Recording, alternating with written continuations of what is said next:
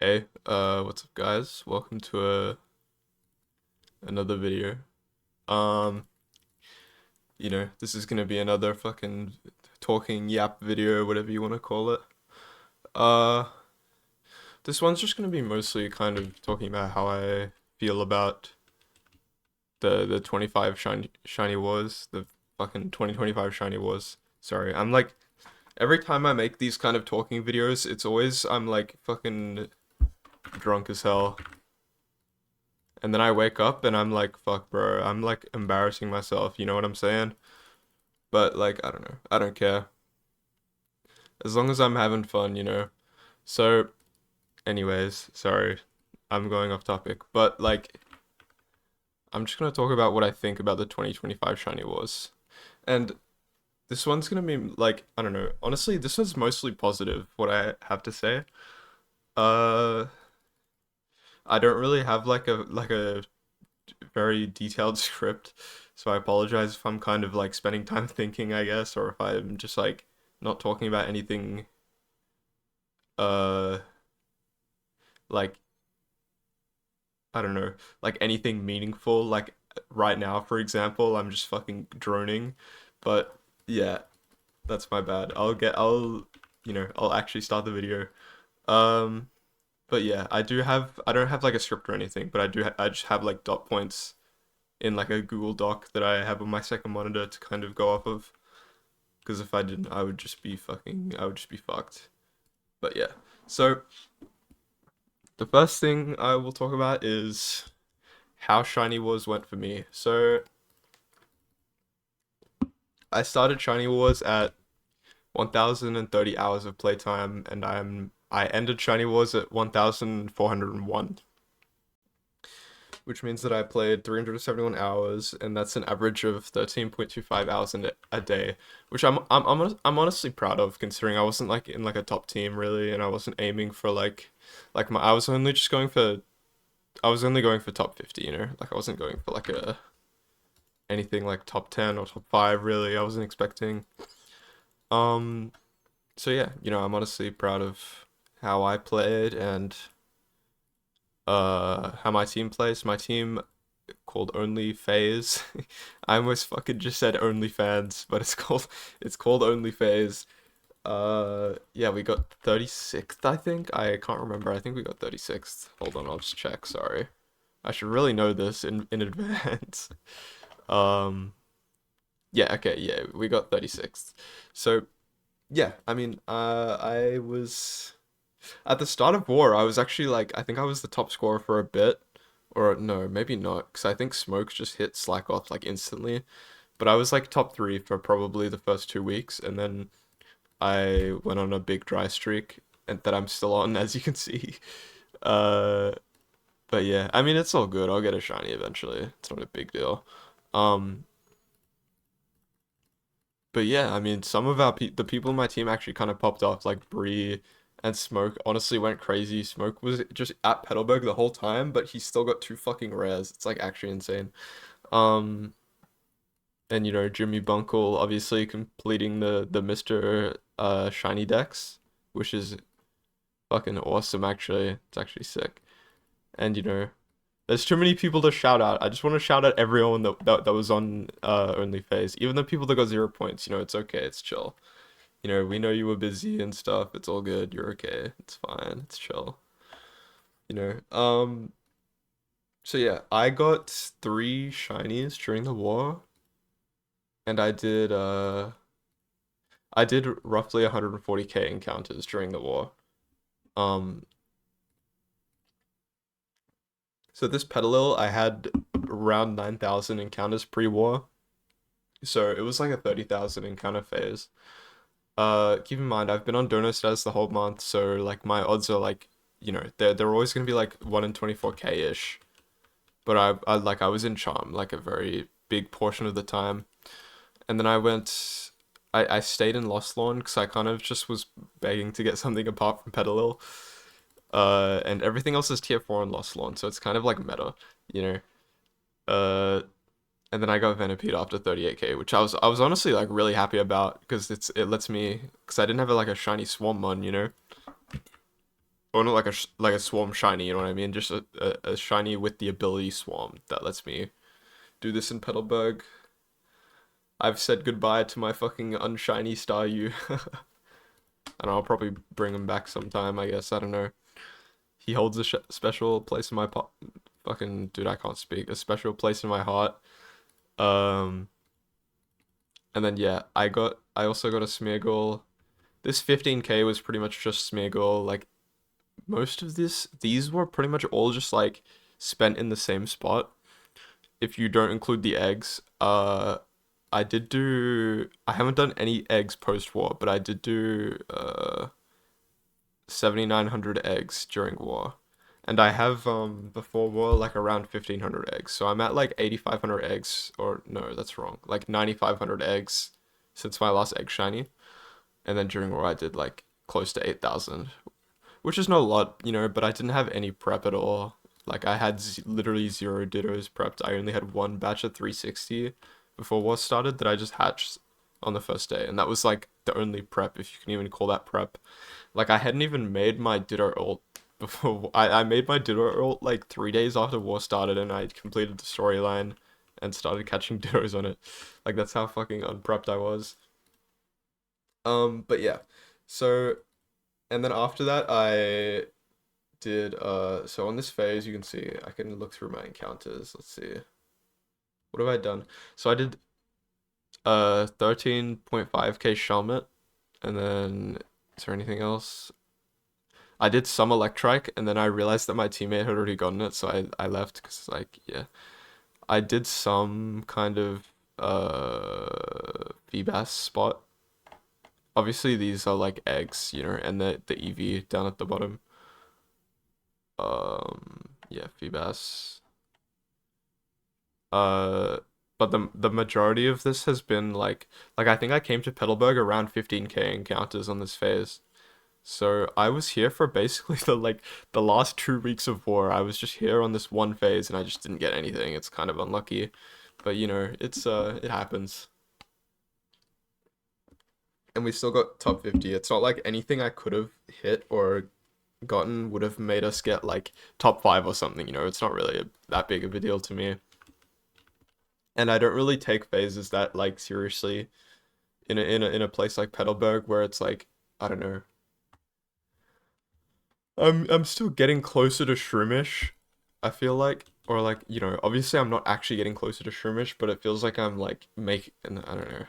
I don't know how to explain it, but it's just not a big deal that I'm like not getting some random ass shiny that I'm not looking for, you know? That's my best way to I can describe it.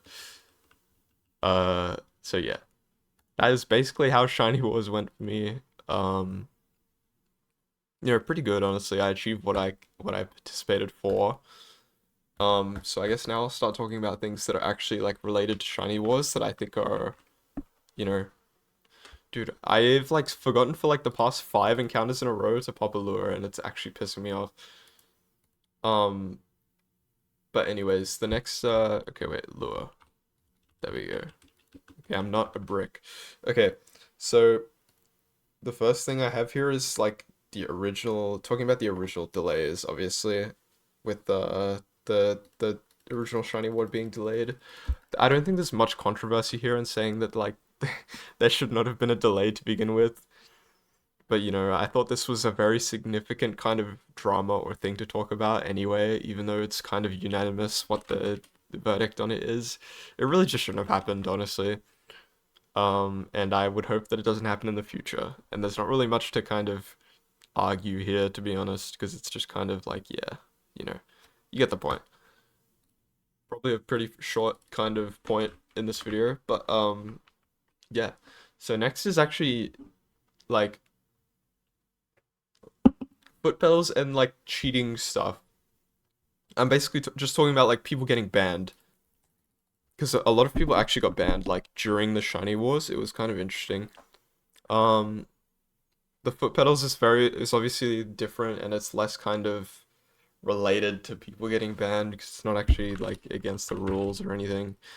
Um, but I did kind of feel like relating it to the like cheating topic, I guess, because that's kind of the main thing it's known for. I guess I don't know. So I feel like, I'm not trying to defend anyone who has broken the rules in any way. I completely believe they should be banned permanently. Unless given like a very good reason they should be unbanned. But like this is just such a weird time to like actually just do like a ban wave, you know? Like it feels like they suddenly banned so many people during the wars, and it's like honestly like it's just affected like members of their team that have done nothing wrong, you know? Like for example, I'm sure there are a lot of innocent Chinese players who like didn't do anything wrong, and there's obviously also like a person on Field Team 7 got banned, and that's obviously a disadvantage to Field Team 7 because they were banned during the Shiny War, so that like, Field Team 7 can't just get a new player, you know? That's not cheating. It's like, I don't know.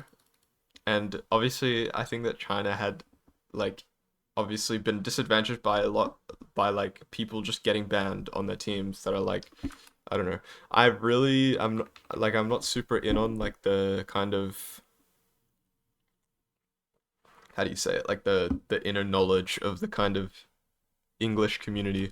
I'm not sure if it's Field Team 7 most of the members knew that the person was actually cheating or not, but like I'm gonna assume that they didn't know that they were cheating, and like really is it their fault that they, I don't know. You get where I'm going with this, you know? Like you just kind of lose a player, and it's like this kind of ban wave should happen before this kind of event and before team selection even is considered and beginning, because like I don't know, it's just not the rest of the team's fault if they like recruit a cheater and then that cheater gets banned, you know? It just doesn't make sense to me.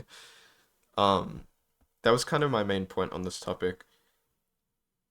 Not that I think they shouldn't ban cheaters, you know, that's obviously not what I'm saying. You get my point, right? It's just a weird time to do it. Um okay, moving on, unique species bonuses. I think that this is like the single best like change that the single best difference between this year and last year's shiny was the fucking dude, I'm like actually dumb or something. The unique species bonuses, yes. So if for anyone who doesn't know, per team, right? For each unique species that a team catches, you there's like 5 extra points for that specific shiny, which is very significant because each like kind of common 5 times horde shiny is usually like 2 points or 3 points or something like that.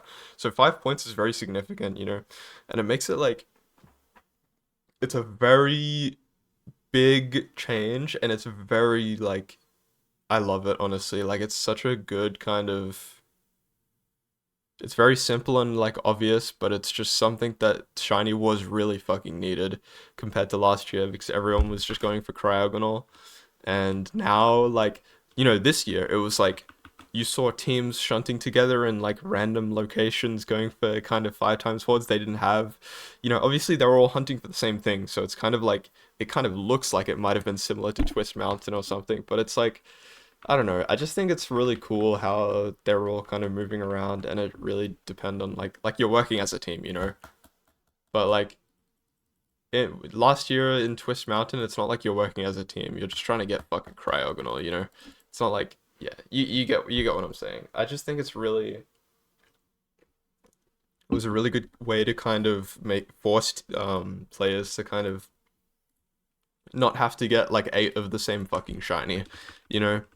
I think it's really good. And this was like actually an amazing change. And I want to like, I don't know, I don't have this written down anywhere, but I just want to say like shout out Park, the fucking goat, bro. Like, we don't give Park enough credit for coming up with this shit. Like, bro's actually just the goat. Um, but yeah, okay. Next, I want to say like this next point is new features being added right before war started that don't include temporary incubators. I'm not gonna talk about temporary incubators in this point. Um, but I'm talking about like the encounter counter and the kind of normal incubators and stuff. So Honestly, I think that overall, I like the way that it is now more than I did before that Shiny Wars started. But a problem that I have is that like the like I don't know, it's very kind of obvious. Like it's just like the lack of communication. Also the fact that like they just released this update without any testing prior to the start of Shiny Wars. And so, obviously a problem is going to arise when you don't fucking test an update at all. Um, and then they just had to put the servers down to fix a game-breaking update during the fucking Shiny Wars event. Like, bro, come on, man. Like, really? The update is really good. I'm gonna give them that. Like, this is a really good update. If I'm not gonna, get political about the incubators. Like, I still think that 8 is too many permanent incubators. I think there should be 5. But I still think that the incubators themselves are like an amazing concept, and it's great that you can do it anywhere. And the obviously the encounter counter has been fucking requested for like years. It's such a big change. It's amazing, but like just such terrible timing and communication to actually make the update. It's like, couldn't you have given it like a day or a few days at least to test to make sure there's no bugs or anything and stuff like that, It's just really like not good software development practice in general, in my opinion. Like, I don't think that generally you should wait until the last exact fucking second to actually release an update that you promise. You know what I'm saying? It's just, I don't know. Like, I hope for better communication next time when we have these, like, updates that are, like, this game changing. Like, it's cool to have surprises and stuff that they drop on us randomly, but, like, really, when it's this, like, kind of game changing, I guess. I just feel like it's not good, like a good idea. Even though it can be cool to get surprised sometimes, it's just not. It really depends on what the actual update contains, if you get what I'm saying. Like there are some good surprises and there are some like bad surprises. But yeah, that's just my opinion. Okay, next thing I want to say is I really want singles to be viable next year. Uh, and I'm biased because I just fucking love singles, to be honest. I love singling. It's my favorite shiny hunting method. But like, I just feel, I don't know, like I don't want it to be better or worse than any other method. I just think that every method should be balanced to the best like possible way that they can. I think that the amount of time you spend should be equal to the same amount of like points you get per hour, regardless of what method you're doing, if that makes sense. And like, it's just like not the case, especially with singles. Like with egging, it's obviously worth to do eggs. One, because you can overlap it with everything else, so it's not like you're actually losing time. And two, because obviously all the like you're just egging like tier ones and zeros, right? So you're gonna get a lot of points if you hit an egg. So it's still worth it. But like with singles, it's like bad because you're spending like 100 hours to just get a shiny that like 80% of the time is just going to be like 2 points or something, right? So obviously it's not going to be worth it compared to just doing something like just doing like 5 times swords. So I don't know, I don't think I'm really an expert, or I don't have like insane crazy ideas on how we can combat this, but a few ideas that I have are just taking kind of pages out of sort of past team shiny war events. Because obviously that like I don't know, like there have been several team held shiny wars that haven't had this problem, right? Like single encounters have been viable, and it's because they use catch method also in the scoring of their shinies, right? So like if a shiny caught is single encounter, then it might be worth more points, just by default. Or you're given a bonus or something that could like incentivize people more to do more like single encounters next year, which I really want to see because I just don't like the fact that it's like this year it was kind of just like the teams just go down the list of okay, do all of the 5 times hordes available, and then once we run out of those that are like fast, just do 3 times. Like it's like we're just going from like the easiest to the hardest shunts, and I just think that they should all be worth it, and they should all be balanced. Like you're getting the same amount of points per hour, right? So you can just hunt for what you want, right? That's what I want, and that's what I think the ideal kind of balancing situation is, right? And I'm sure most people agree with that. But I'm not saying that it's an easy thing to do. I'm just saying that it's something that would be fucking like actually awesome next year. And I think that like balancing singles with everything else is a good way, is a good like place to start, you know? But yeah. Okay, next.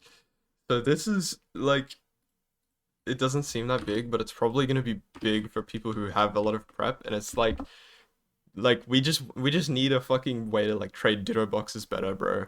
Like I'm sorry, like mailing or trading 5 ditto boxes at a time is just not cutting it anymore when we have people that have like stockpiled fucking 20,000 dittos. Like I don't know what to suggest here. Like I'm sure that the devs could come up with something, but just make like a ditto box item or something, or just honestly increase like the capacity that you're able to trade or mail Pokemon with, or something that just makes it less like fucking arthritis inducing, bro. Like I'm gonna be so honest, I have an RSI in my right shoulder. That is a repetitive strain injury. If you don't know, it's not from PokeMMO, but I have it from other games. Like Osu, and it gets triggered when I do like fast kind of mouse movements or just movements in my right arm kind of thing. So it gets triggered when I play like Osu. It gets triggered when I play like any kind of FPS game or anything. I just have to move my mouse quickly. You get the point.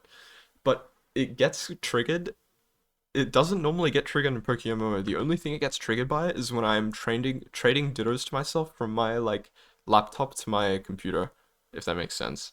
And it's really fucking annoying. Cause it's like it hurts, Like if you have RSI, it fucking hurts, bro. It's annoying, but you still need to do it, because you're fucking playing Shiny Wars. You need to do eggs, you need to do whatever, and it's shit. And it's like I'm not paying fucking 350k for a Ditto box, bro. I'm gonna catch the Dittos myself, and that means that I have to trade them, give them to myself, and that means that I'm gonna fucking like just suffer. So it's like, it's not ideal. It would be great to have a better way to kind of transfer Ditto boxes, or if not specifically Ditto boxes, just Pokemon in general. Because I feel like 5 at a time is very limiting to a lot of people. And I could be like misinformed or like or like not taking into account like effects that this could have on the game. Like I don't know if there's good reasons why there's a limit on how many Pokemon you can trade at a time. Like I could understand if there is, but I'm just not thinking of them at the moment, okay? So yeah, that's what I think. That's a fairly kind of, I don't know, like personally involved claim, but I also think that like the vast majority of people will agree with me on that like Dittos should definitely be easier to transfer to your main account. All right, moving on. Okay, this one's interesting actually. It's like philosophical. Is it good or bad for the event itself that you have to prep for wars? So like what I meant by this is like the fact that like how do I explain it? Like so much of how well you do in Shiny Wars is related to how much prep you've done, right? Like how many dittos you have and everything. And it's like, do we think that this is good, or should your score be based on like how much how much like how much you play during the actual event, you know what I'm saying? Like obviously prepping is good and all that, but like that's not actually playing during the event, right? So I think that I don't want to like make an argument here. I think that prep, in my opinion, I think that it's like prep is good to some extent, but it also like forces players to like I don't know, spend way more time than is actually allotted during the shiny wars just for the shiny wars. You get what I'm saying? And I feel like it's kind of like shiny wars an event that's meant to be limited time, and you spend a bunch of time shiny hunting, and like I don't know. Like players should be able to just do different things during the rest of the year. I don't have a real like way to kind of solve this or address this. I'm not gonna call it a problem to address this thing, but It's like I don't know how to explain it. Like I feel like it's a Shiny Wars event, right? So it should be related to the shiny hunting done inside of that specific event. And like having to prep 10 billion fucking dittos is just like annoying, you know. It should just be like the player who plays the most and grind the team who grinds the most and grinds the most wins, you know, not the team who has the most money. You know what I'm saying? Like even though having money is obviously a sign of like playing a lot, you get what I'm trying to say. That's just my opinion on it, and I think that it could add like definitely have like more um like it would be way more competitive if it wasn't just like monopolized by like the richest players in the game. You get what I'm saying? I think that Shiny Wars could be. I don't know.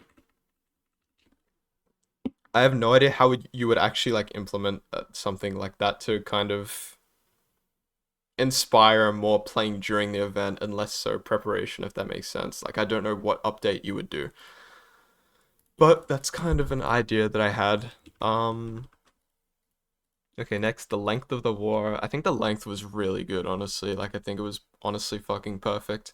Like, I was kind of starting to get burnt out, um, by the last few days, but it's kind of like enough that now that the event's ended, I still want more, you know? And it's like I'm still playing the game, as you can see, because I'm a fucking freak, bro. I've got like Stockholm syndrome. Um, But yeah, I mean, I think that 2 months is fucking like cooked, bro. 2 months is I cannot imagine playing this much that I have for 2 months. It's kind of crazy, honestly. So I think that 1 month was a very good kind of adjustment and change, and I think that it should stay at 1 month, going forwards. Uh, okay. Next is updates moving forward and possible suggested changes for next year. I mean, I've obviously made some suggested changes for next year, but updates moving forward, I think I was talking a lot about like the things I've talked made videos on previously, like temporary incubators and shit. So I'm not gonna go over all this shit again because I've like droned and like complained about this shit before, and I'm just gonna like complain for like 10 minutes. But I don't think they should add temporary incubators. That's the TLDR, I guess. And I really hope that they don't. Or if they do, they kind of make very big adjustments to it because I think that in their current state, they'll really fuck with the kind of value of egg shinies in like an intrinsic value, not like a monetary value. I think that it'll just be kind of way less valued because it will be more kind of like, oh, you know, like you could have shiny hunted for that, but you could have also just swiped like 3,000 fucking dollars and gotten it in like 100 hours. You get what I'm saying? That's my main problem with it. It's not that it's like getting easier to get egg shinies, it's that it's getting more money based and less time based. You get what I'm saying? Like it's just that's how I see it. And I think that there should be a strict time bottleneck that doesn't change and yeah. That's my thought on that matter. And I don't want to go again into it because I've obviously made another video on temporary incubators and it's kind of just the same thing. So yeah. Suggested changes for next year. I don't think I'm forgetting anything. I think it's just all things that I've already said. Uh, oh wait, yeah. I could talk about the prizes actually. Is a suggested change? It's like I was talking to this about. I mean, I was talking about this to Park in like a chat, or I think it was a Riz's chat actually, in on Twitch. But we were saying like, or it was like a conversation everyone was having about like, you know, the prizes of the vanities and everything. And it's like, obviously after a few years, the wings are kind of gonna get stale, right? And everyone's gonna have them, or you know, a lot of more people are gonna have them. They're gonna be less rare. So I spoke to Park like saying like, you know, what if you had kind of these multiple vanities that are kind of in a set, right?